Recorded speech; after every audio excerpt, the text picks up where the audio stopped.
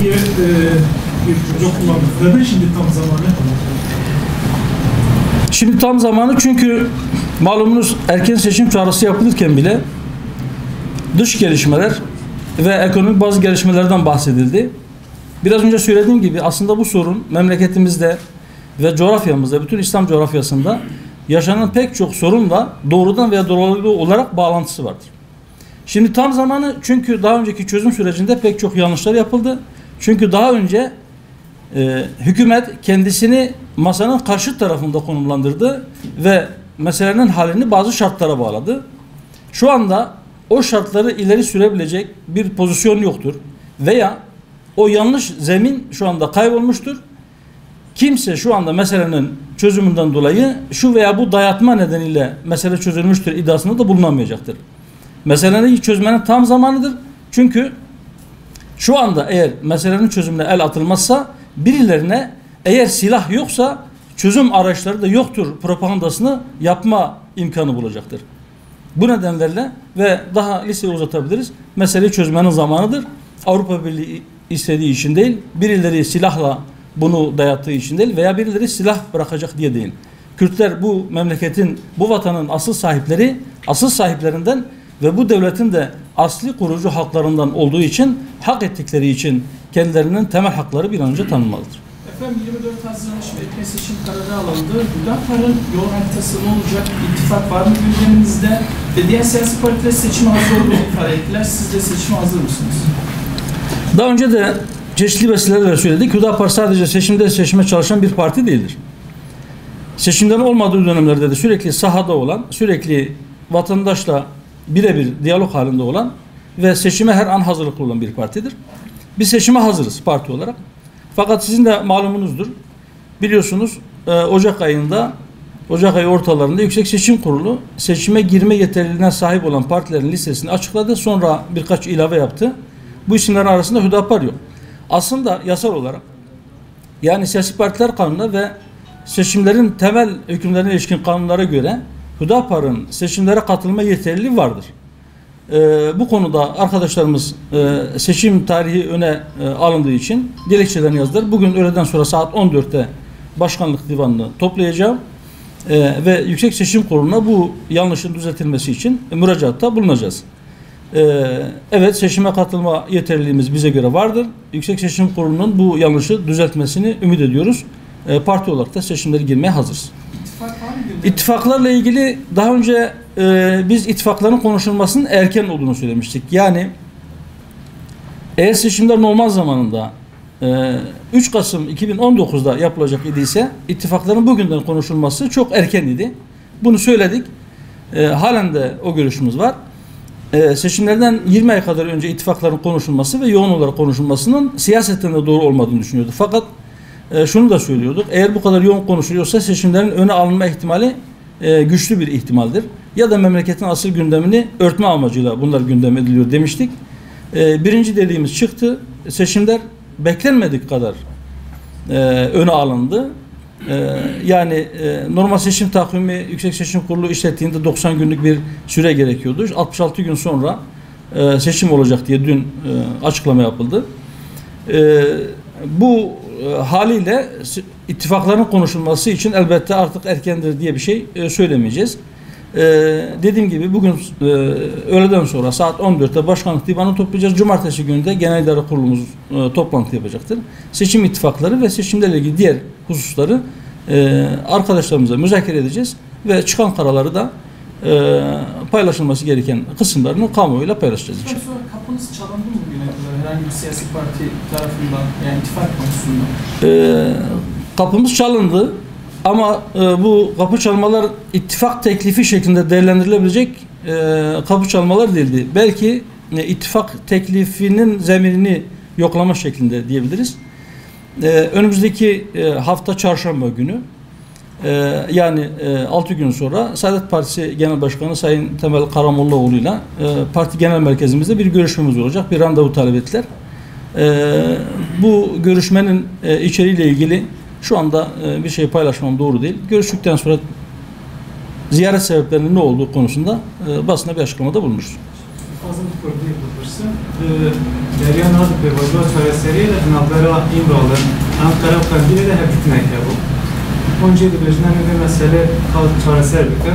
Bu riva de muhatabı bir mesele ki ben o rebaza var teknik şey yani kere adamın duyuyor.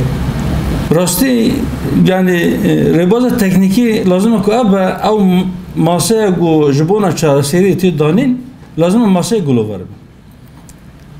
Galatiya heri mazın av bu hükümet devlet çareserkirina ve mesele de xwa la aliye ki masaya değil o kurdaj la aliye değil. Çoğu magot ev velat kurdajı kurji xodi ve devletine. Jibirve ki ev perskirek çareserkirina ve perskirek sermeli herkesi hükümet lazım ve masaya gulu var da herkesi bir şey ka çareseri ev mesele şey. Ne gubece ka on dava çıdıkken unçı duhazın ligorveji az jivar şartta da tim ev şartın pek ve ev mesele çareseri ben. Lazım ev halati beterkir. Bangavatiya Ben Saadet Partisi'nin randevu teklifi dünkü açıklamadan sonra mı geldi, önce mi geldi? Onu bir öğrenmek istiyorum. Bir de hayır, o açıklamadan önceydi. Evet. Bir de daha önce sizin katıldığınız bir programda HDP ile de ittifak konusunu görüşebileceğiniz yönünde bir açıklamanız yansıdı kamuoyuna. Bununla ilgili neler söyleyeceksiniz? İttifak görüşmelerinde HDP'de var mı? Ben teknik olarak şunu söyledim. Dedim ki prensip olarak şu veya bu partiye bizim kapımız kapalı şeklinde bir şey söylemedim. Seçim tarihi eğer 3 Kasım 2019 tarihleri olursa şu anda ittifakı konuşmak için erkendir dedik. Bizim şu anda ittifak için herhangi bir partinin kapısını çalma gibi bir niyetimiz yoktur. Bize herhangi bir ittifak teklifi de yoktur demiştik. Söylediklerimiz bunlardı. Biraz önce izah ettim. Evet, biz kategorik olarak şu veya bu partiyle yaparız, şu veya bununla yapmayız diye bir şey söylemedik. Şu anda da söylemiyoruz. Önümüzdeki süreçte değerlendireceğiz bunları. Dediğim gibi hem başkanlık divanı hem de GİK toplantısından sonra bu konuda biraz daha netlik kazanır. Diğer partilerin seçimlere olağanüstü hal ortamında gidilmesi konusunda şikayetleri vardı. Siz bu konuda ne düşünüyorsunuz? Seçimler olmasaydı da olağanüstü halin uzatılmaması gerekirdi, son bulması gerekirdi. Sanırım bu söylediğiniz cevabı da bunun içinde var. Evet. Bangavatiya da yani layıl hemdari ve devlet de naha ittifak ekibine var hükümet parti ve MHP dahiye ve naha rey havali her dut ki kuvvet ittifak cumhur binadı ki diya ve Bangavatiya perspektife konha ve pe amaja ker hükümet gerek dure de yekenine bu çareseri دراستی ده راست چه آگو زاف حکومت زاف نزدیکی و او که ناس خویا نکن لی دیساجی بانگان وزیا با او آگو کلی کی بری کلی کی روزی کی بری روزی کی ev mesela lazım bir çare serkir. Başkanım kısa sürede seçim kararı almasını nasıl yapıyorsunuz? Doğrusu daha önce erken seçim olacak mı diye sorulan bütün sorulara seçimler zamanında yapılacak şeklinde karşılık veriyordu hükümet cenahı özellikle. Bizim geleneğimizde seçimleri erken almak yoktu diyorlardı. Koalisyon ortaklarının, müttefiklerinin erken seçim çağrısından sonra belki daha ileri bir tarihte, Eylül'de, Ekim'de veya Kasım'da seçim yapılacak diye bir beklenti varken, genel bir beklenti. Doğrusu bizim de tahminlerimiz bu yöndeydi. Çok daha öne alınmış olması şüphesiz önümüzdeki süreç içerisinde daha bir netlik kazanacak ama öyle anlaşılıyor ki şartlar biraz fazla zorlamış gibi görünüyor hükümeti. Ekonomideki gidişat başta olmak üzere çok felaket telallı yapmak istemiyoruz ama bir ekonomik krizin yaklaşmakta olduğu ayak seslerinin uzun süredir duyulduğunu söylemek mümkün. Sayın Başkan, Hüdapar seçime girebiliyor mu? Biraz önce söyledim. Seçime bize göre seçime girme yeterliğimiz vardır ama YSK'nın seçime girme yeterliliğine sahip olarak ilan ettiği 9 partinin arasında Hüdapar'ın ismi yok. Bunu düzeltmenin uğraşısı içerisindeyiz. Sayın Başkanım, eğer bu düzeltme yapılmazsa Hüdapar başka bir partinin listesinden seçime girme bir şey söz konusu olur. Çünkü biliyorsunuz daha önceki seçimlerde AK Parti'ye destek vermiştiniz. Yine böyle bir şey gündeme gelebilir mi? Biz daha önce herhangi bir partiye destek vermedik. Eğer kastınız bir referandum sürecinde AK Parti hükümet olsun mu olmasın mı oylanmamıştı. Referandum sürecinde anayasa değişsin mi değişmesin mi diye sorulmuştu.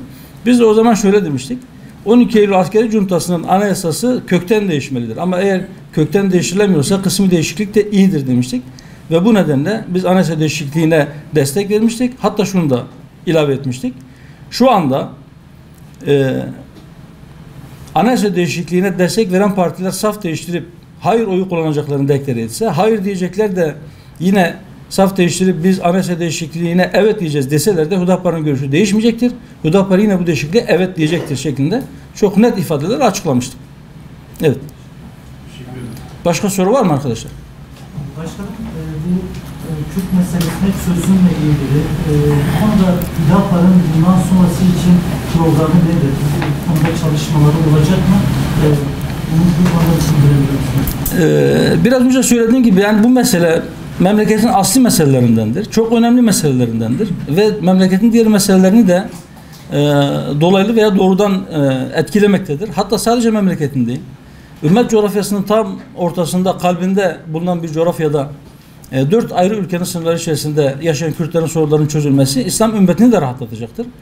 Bu nedenle bu kadar önemli bir meselenin şüphesiz sadece bir basın toplantısıyla gündem edilip sonradan takipsiz bırakılması düşünülemez.